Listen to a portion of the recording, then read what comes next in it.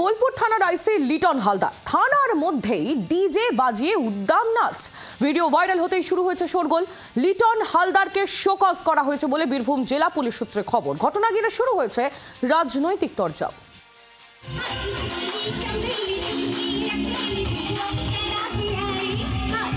DJ বাজিয়ে চলছে চিকনি চামেলি। दो घुट मुझे भी पिला दे शराबी गानेও দুলছে কোমর।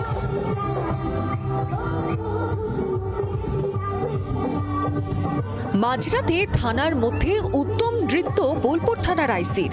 সোশ্যাল মিডিয়ায় ভাইরাল ভিডিও ঘিরে শোরগোল লালমাটির জেলায়।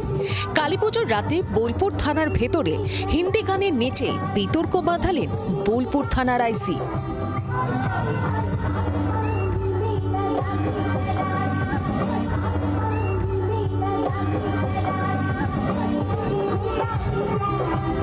থানার মধ্যেই স্বয়ং আইসির নাচের ভিডিও প্রকাশ্যে আসতে শুরু হয়েছে রাজনৈতিক তরজা। আনন্দে ডান্স করছে, দুঃখ ভুলে থাকার জন্য ডান্স করছে। ওকে বলেছে তুমি আনন্দে নাচবে, বেশি পয়সা কড়ি পেয়ে গেছে, ওর কাছে অনেক বেশি পাথর চলে এসছে, ওই জন্য নাচছে। পুলিশ যদি অন্যায় কাজ করে থাকে, মমতা ব্যানার্জি তো পুলিশকেও রেয়াত করেন না। মমতা ব্যানার্জি তো পুলিশকেও বহু ক্ষেত্রে ভর্ৎসনা করেন। এক্ষেত্রেও ডিজে বাজানোটা নিশ্চিতভাবে সমীচীন হয়নি। সেটা ডিপার্টমেন্টাল এনকোয়ারি হবে। যদি দেখা যায় যে ক্ষেত্রে কোনো গাফিলতি রয়েছে, নিশ্চিতভাবে সেই পুলিশ আধিকারিকের বিরুদ্ধে ব্যবস্থা হবে। লিটন হালদারকে শোকজ করা হয়েছে বলে বীরভূম জেলা পুলিশ সূত্রে খবর। আর এই লিটন হালদারকে গালিগালাজ করে বিতর্কে জড়িয়েছিলেন বীরভূমের একদা বাঘ অনুব্রত মণ্ডল। পশু ডেপুটেশন নিয়ে তোর বাংলো পড়তে যাব, তোকে বার করে নিয়ে আসবো। বল বল বল বল বল বল বল বল।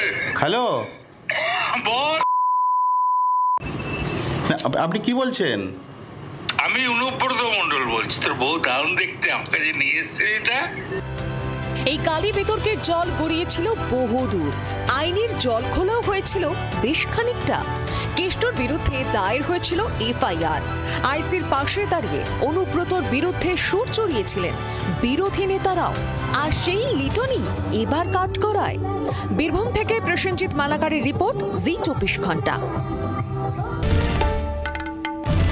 বাংলার আওয়াজ, বাঙালির আবেগ, জি 24 ঘন্টা।